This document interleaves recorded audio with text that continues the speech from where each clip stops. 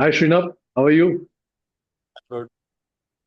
Srinath, so first of all, thank you very much for joining me for discussing about your journey working with us at LilacBuds. I first of all want to congratulate you on your amazing admits, and of course, while everybody is very eager to know where you got in, let's start first with knowing your profile a little bit because that's really important. What is your Right. background? Tell us a little bit about your academics, your research, and your extracurricular. Right. So, hello everyone. First of all, thank you for having me. Secondly, I am currently a student at the Indian Institute of Science, Bangalore, which ranks pretty highly in overall university rankings of India, at par with the IITs. I am doing my Bachelor's of Science in Physics here with a minor in quantum technology. And the applications were particularly challenging for me because, despite my pure sciences and research oriented profile, I wanted to transition to a more engineering or a tech focused role. Like the most of the programs that I applied to were either pure computer science or robotics master's programs. I also have done some research in robotics. I have around 2 to 3 research papers at the top robotics venues like ICRA, IROS. Apart from that, I took the GRE and TOEFL as part of the application procedure itself, and I had a 336 out of 340 on the GRE with a full score in quant, and in TOEFL I had 115 out of 120. Also, my GPA at ISC is 9, CGPA is 9.6 on a scale of 10. So those were the basic statistics. Okay, cool.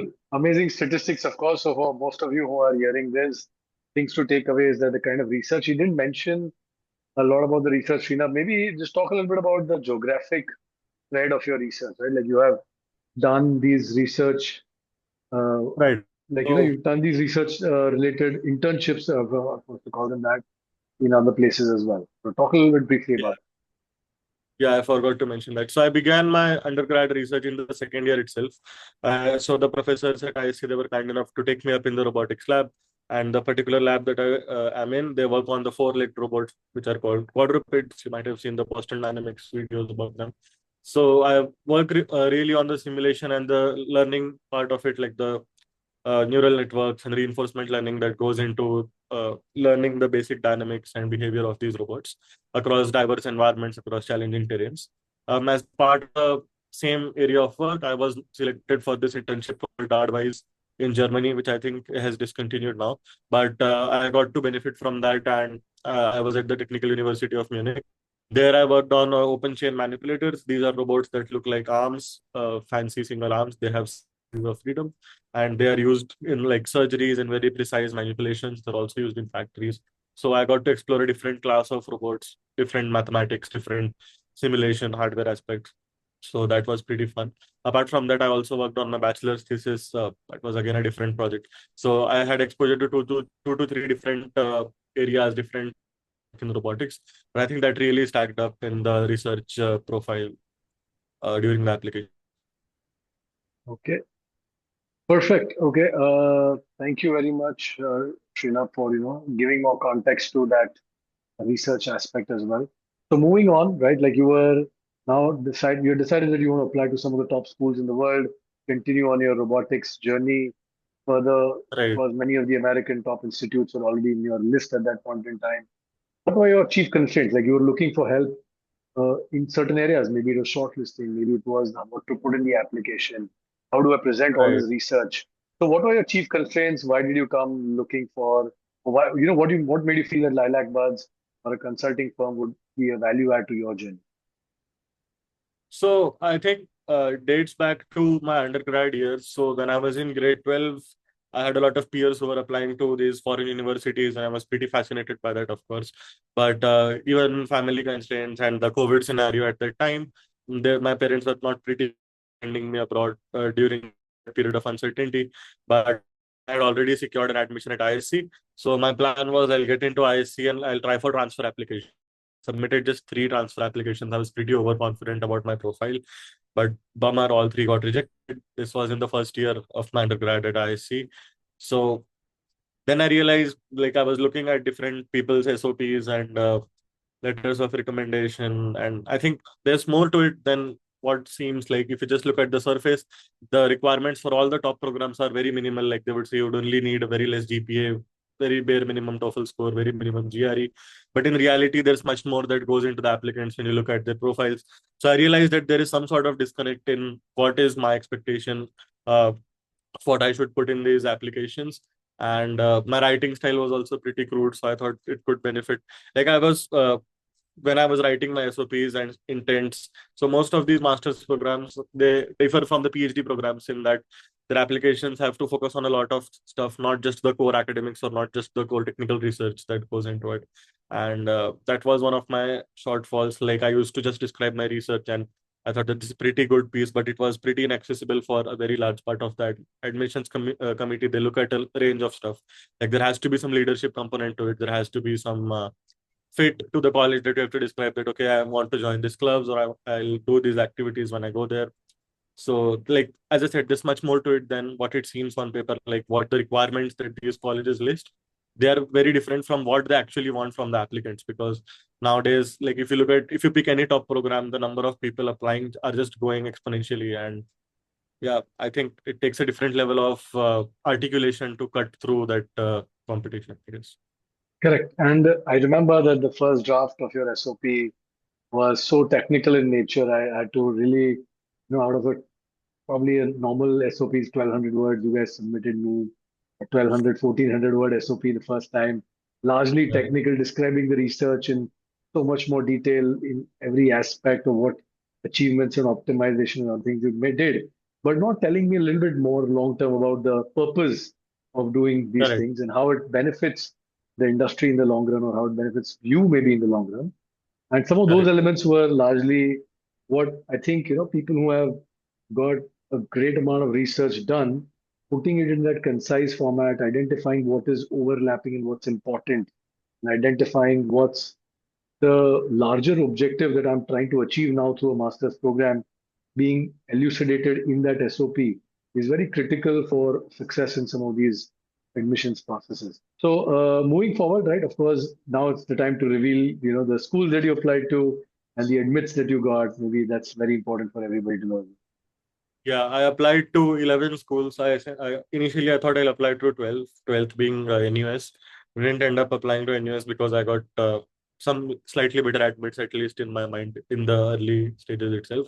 Again, I applied to a lot of schools. Everybody, like even my roommate told me not to apply to so many schools, but I was paranoid about this thing that happened in the first year where I applied only to 3 schools and I got rejected from everywhere. So not like this program that I'm in is bad or anything. It's of course very competitive, but I really just wanted to take that next leap and join a master's program in the US or slightly well ranked place, I would say. So yeah, so I got out of the 11 places that I applied to, I got into 6, those being University of Pennsylvania, Cornell Tech, uh, UC Berkeley, Carnegie Mellon University, and 2 universities in the UK, those being Cambridge and Imperial. So all of these were master's programs. Some of them are 1 year, some of them are 2 years programs. And yeah, I can actually talk about the exact programs too. So CMU, I got into MRSD, which is Masters of Robotic Systems Development. So 2 year professional degree. Again, UC Berkeley, I got into Master of Engineering in EECS.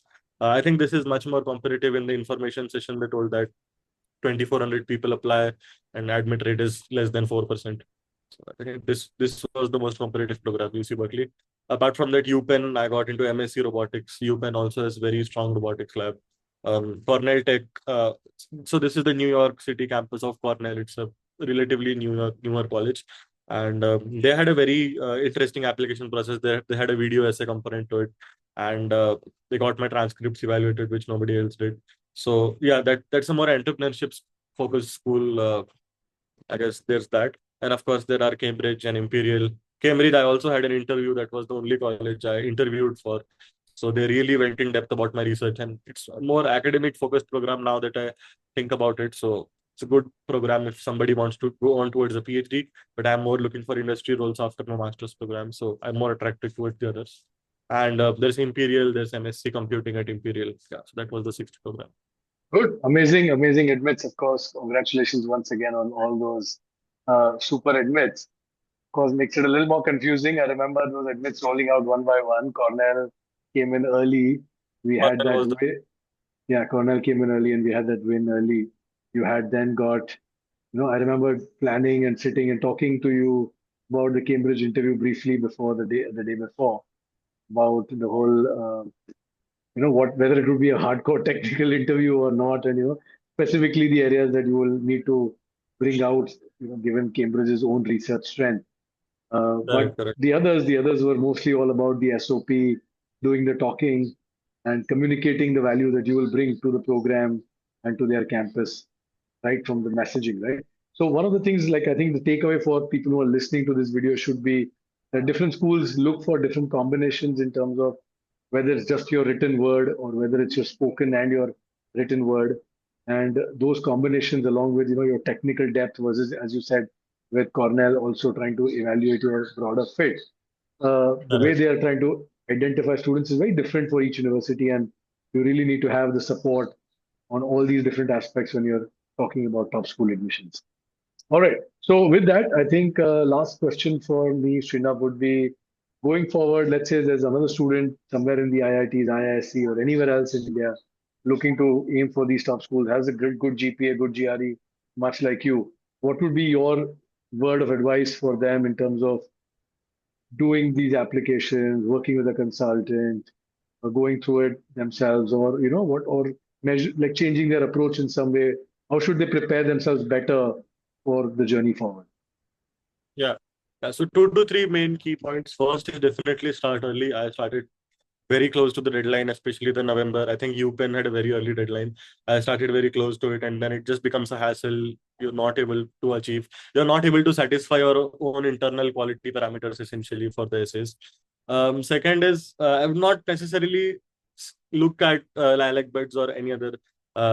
Like, of course, you have an industry expertise. I think I had a very good time going into the technical conversations also. I mean, you guys take out time to really understand what the student is trying to bring out and make sure that it is articulated in a proper manner. But in general, it's not just consulting in the broader sense, like how the market has made it sound like, but it's more like mentorship and having a third Absolutely. person Very good. unbiased to the okay, this part is not coming out well, maybe you should rewrite it. Which is something like we get fixated on our own achievements, which might not sound significant to others, even in like research, that okay, I achieved a 10% speed up on this specific metric, but it really doesn't mean anything to anybody who is not very close or following the current trends. So you need to make those broader connections, like bring it out in a specific way, which I think we are in our own, especially people at top colleges. Like I know other, including my roommate, other people who applied from ISC in the cycle, from IIT Bombay, etc. in this cycle. They're in their own technical bubble, and their pieces of writing might be very excellent, might be very technically sound, but they're not accessible to other people. And we should remember that admissions committees are not just your professors. They go through multiple layers of filtering, and you have all of them. You just don't have to impress the ultimate professor. Third thing, the last thing I want to end this with is that there is a lot of stochasticity in the admissions decisions as well. Like I got rejected from a school. I won't name it, but I thought, like, when I was making my safety target reach list, I put it at the safetiest safety, the best alignment, this lower rank I would get in easy. But that decision came out, I got rejected. Like, did not affect me, but if it would have come at the first, then it would have been a very made demotivation for me in the process. So yeah, there's some stochasticity also to it. Like if different schools are looking for different things, as you said, it does not really just boil down to how good your statistics are and how well ranked the school is. There's lesser correlation to it than we think. Of course, there is some, but yeah. So even if you don't have, if I mean, if you feel that you don't have a very great profile, great GPA, you are not coming from a great school. I've seen people at Carnegie Mellon who come from relatively lower ranked universities in India, but they have done excellent work. They have excellent projects, good GPA, GRE. I mean, they still prove their worth. And universities are, especially at the graduate level, they don't care about, I think, your primary college or undergrad college so much. I mean, even if they do, I don't think it's a major factor. So yeah, Yeah. the toxicity on both ends, like in the decision making process also of the universities, and how they look at your applications. So basically, prepare early and prepare well, and be talking about not just your technical elements, but also your other abilities overall in order for them to have a holistic picture about who you are and what you will come to the campus with. Great, great. Thank you very much, Shreenabh. And I think the mentoring one was also on point. It's not just consulting, it's also the mentoring element. Somebody to read those SOPs is critical, somebody who's read more of those SOPs, and also somebody who you don't feel like you're competing with. Like a lot of students who come to me, they feel like I can't show this to my friend. One, I won't get the right feedback, or two, uh, I don't know whether the feedback is going to be genuine enough or not. So to cover up all these points, it's better to have somebody who's a third person who's invested in my outcome as well, just as much as I am, and that's very important. I think. Yeah, that's very true. Adding more to that a little bit, that happened with even my friends here at ISC. I thought I'll just throw it to a bunch of people. But again, A, you don't find experts in your field. Everybody has a different objective in mind. They're applying to a different set of colleges. And B, I also tried messaging seniors on LinkedIn, but as you said, they are not as invested in the outcome as a person who you are closely working with would be, in this case, a mentor or a consultant. So they'll definitely look over it, but they won't go into the depth. Like they won't say that, okay, this part is not well brought out. I mean, you would find some genuine seniors who would do that, but at large, that's a very inefficient process. Like if you're applying to 10 schools, it's very hard to find 2 to 3 seniors per school. Like it's super inefficient. So So now that you bring that up, I remember you got your SOP read by somebody and then you brought it to me. And then you said, hey, my yeah, senior has suggested all these changes. And I'm like, yeah, man, I don't think we can make all these changes because they don't really yeah, make sense. Right? Like, yes, you can talk a little bit about this. And like, there were points that I could accept, but there were many points that I just could not accept. And I know that they were probably themselves at good programs earlier. And you felt like, no, I should take their feedback as well.